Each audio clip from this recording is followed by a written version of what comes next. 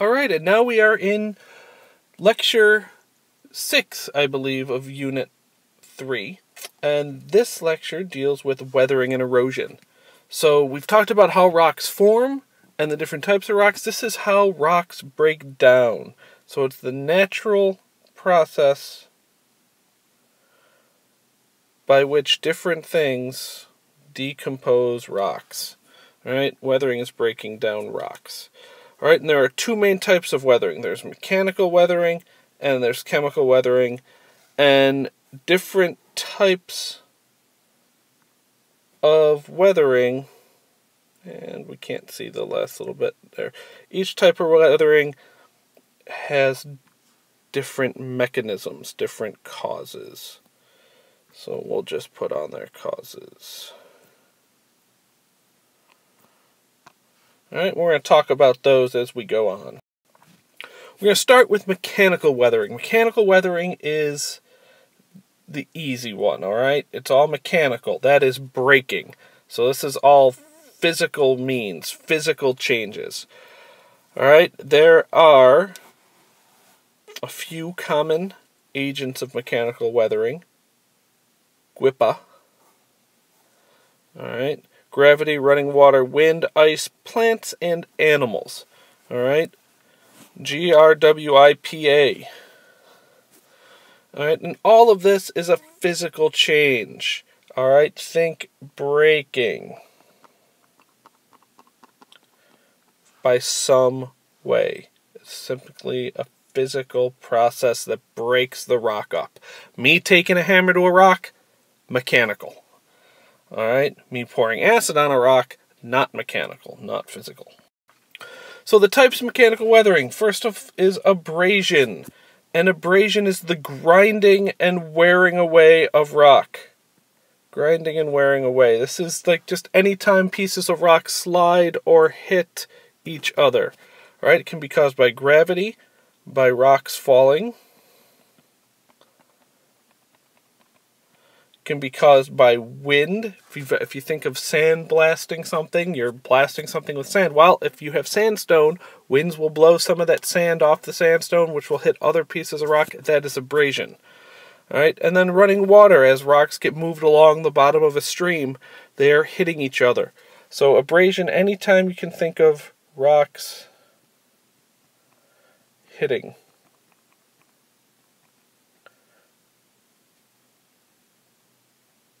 Other rocks. That's pretty much abrasion. Alright, here's ideas of gravity. Here this big chunk fell from down there, and here we have a landslide, and as the rocks come down, they hit other rocks and break into small pieces. Running water, I mean, same type of thing. You got water carrying little pieces away as they hit other pieces. That is a type of abrasion, type of weathering. Wind weathering, again, sand getting blown from either the desert floor or from other pieces of rock. It's kind of like sandblasting. Nature's sand.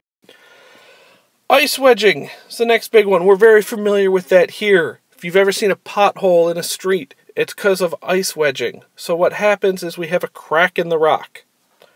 Water gets into the crack and freezes. And as water freezes, it eventually will split the rock apart. It's why if you put a totally full glass jar in the freezer with a lid on it tightly, it will probably end up breaking the glass, because as the water freezes, it expands. Same thing happens in the rocks. That's what happens to our roads, is water gets in there and then it freezes and makes the crack a little bigger and a little bigger and a little bigger, and finally a chunk comes out and we have a pothole. Alright, cracks like this right down the middle of this rock here were probably caused by ice wedging. And next winter, as water falls in there, it will eventually freeze and make those cracks bigger and can split boulders in half. Organic activity. These are the plants and animals that we talked about. Important agents of weathering, alright? Plants, as a tree grows, the root can wedge a rock apart. And then other animals, burrowing animals, will expose new rock surfaces, which makes them make those rocks exposed to both mechanical and chemical weathering. The more surface area that's exposed, the more weathering can happen. Alright, so here's our idea. Here's some roots going into the rock, creating havoc. And here's a little groundhog burrowing, exposing new rocks, and letting those rocks weather. That is all mechanical. Second type of weathering is chemical weathering.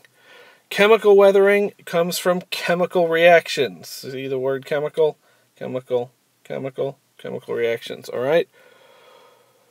There are a few different types of substances that cause these reactions, but we can pretty much break them down into just a couple.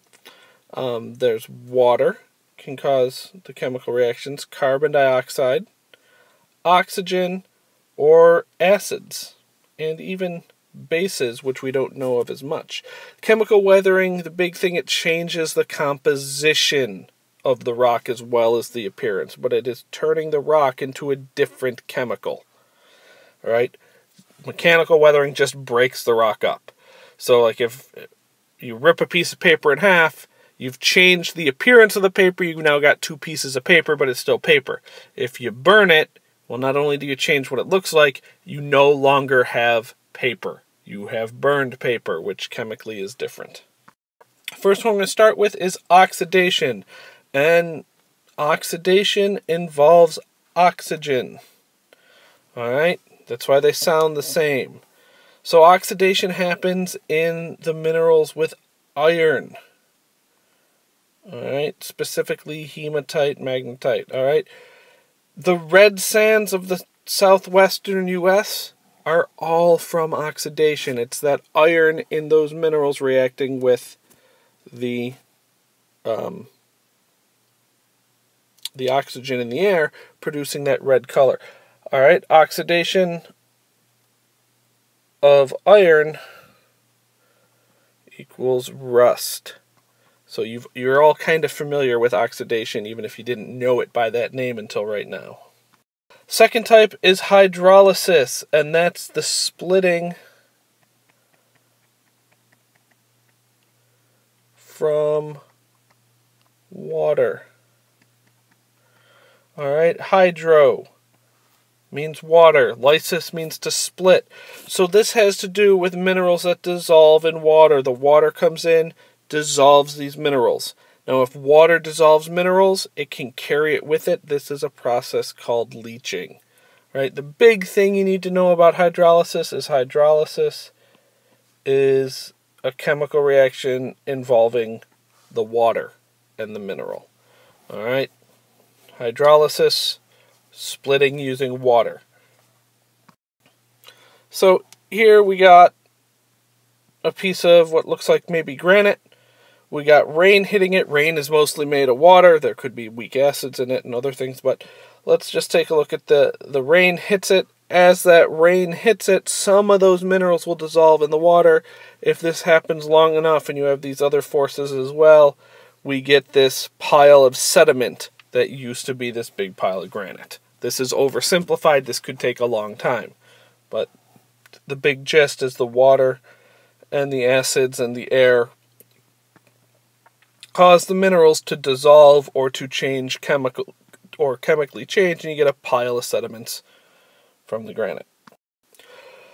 Carbonation is the next big one, and that is taking a compound and converting it to a carbonate.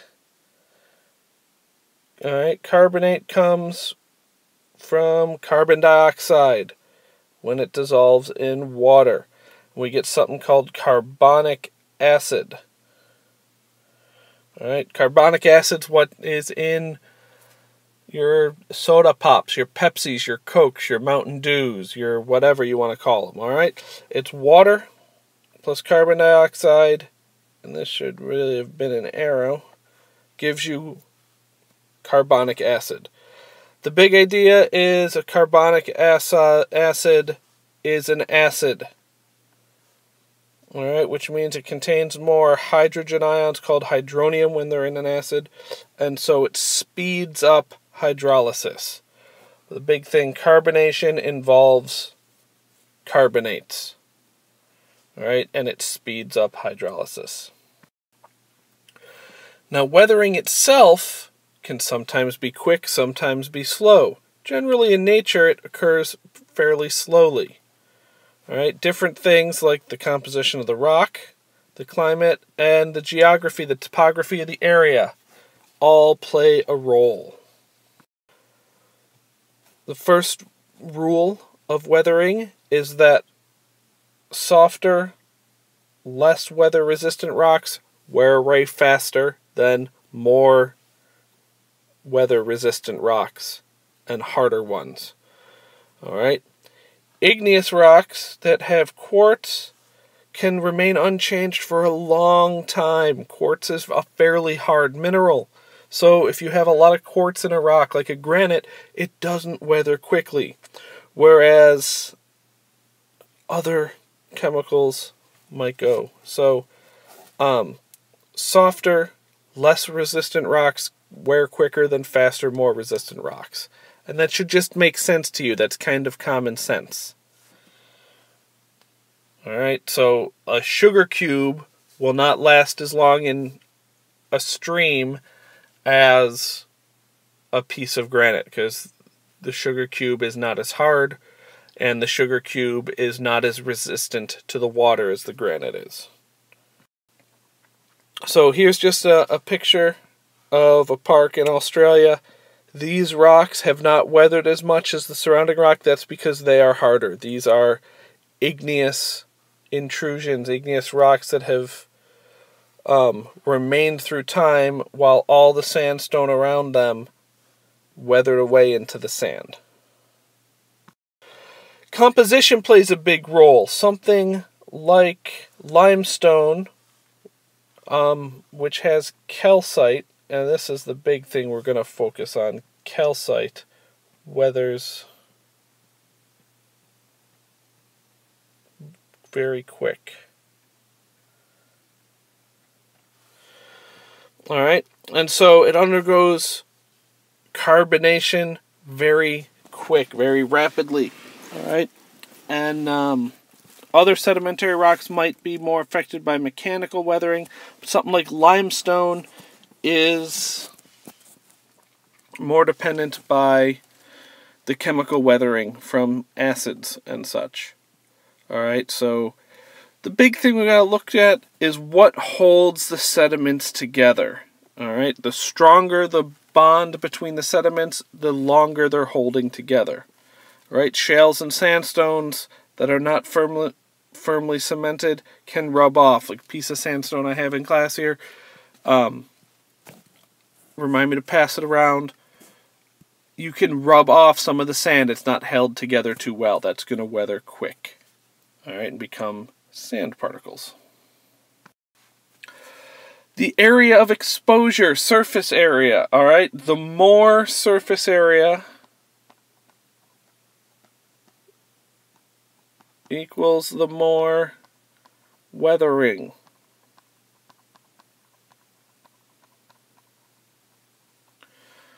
So, more rock that is exposed, the more rock will break up. Alright?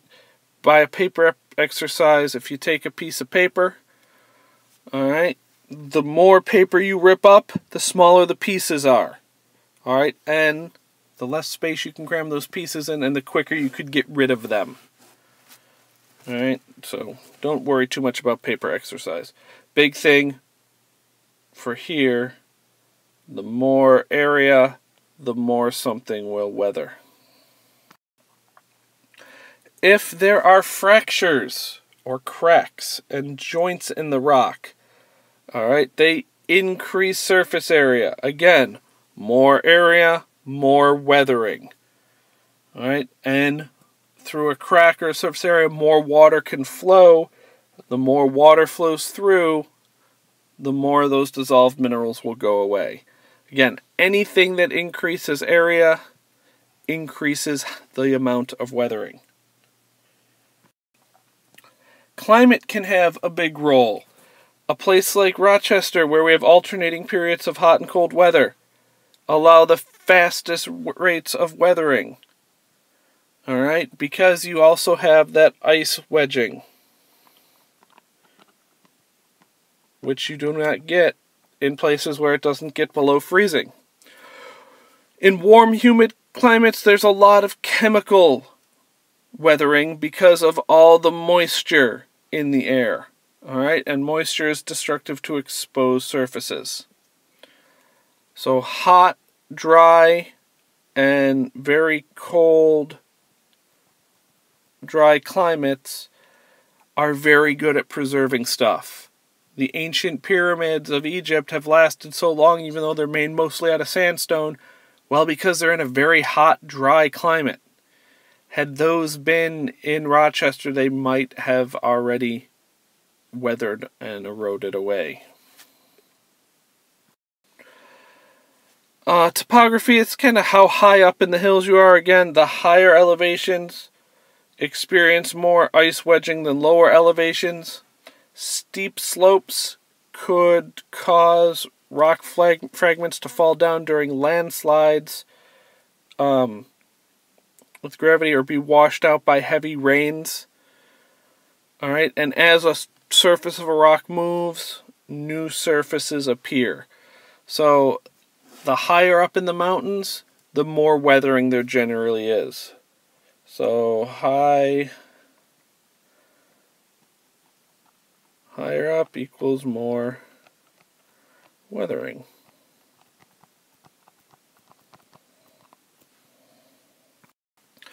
So here we go, we got rain on a mountain. Alright, we get mass wasting, which is just a ton of weathering happening at once. So this rain causes some rocks to fall, which cause more rocks to fall. All this abrasion from rocks hitting other rocks. And you get all this stuff sliding down, releasing new surfaces. Lots and lots of weathering happening. Stuff we do, humans, we cause weathering. Alright, mining and construction. Because what do? We expose rock surfaces. And the more surface, the more weathering. Alright, when we do some mining, we use acids sometimes to expose new surfaces. As we hike or ride ATVs or bikes or anything, we tend to expose new rock surfaces. Again, more surface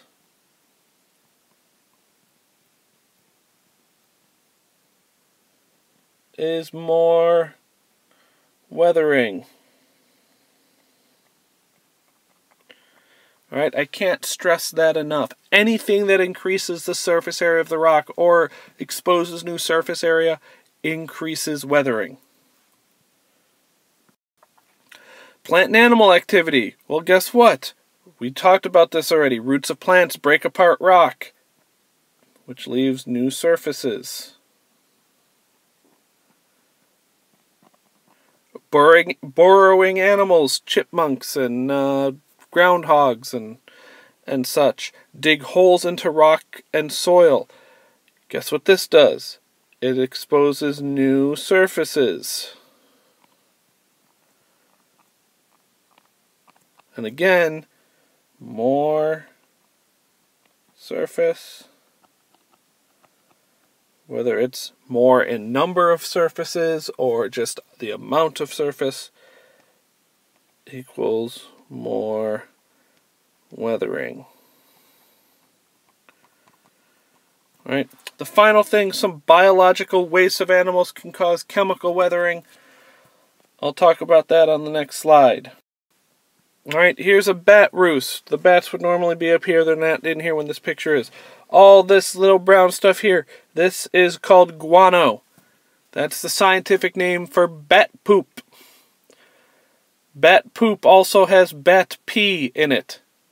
Pee is an acid, and there's some acidic qualities to bat poop. Bat poop actually is an awesome fertilizer. Just in case, you ever see some like, hey, I'm going to go grow some tomatoes.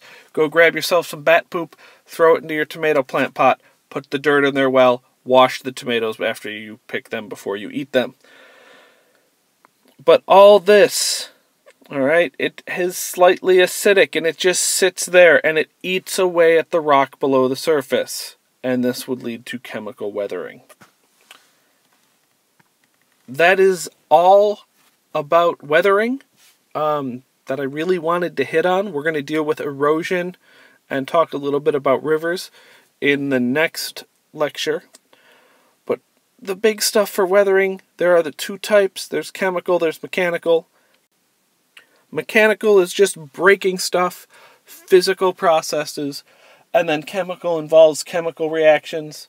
You got hydrolysis that involves water, carbonation that involves carbonates, and the biggest thing to remember is the more area of a rock, or if new areas of a rock get exposed, the more weathering can happen.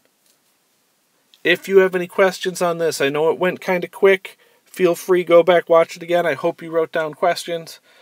Bring them into class. We'll answer them up there. Send your emails. I'll answer them there. I'll bring them in class and answer them.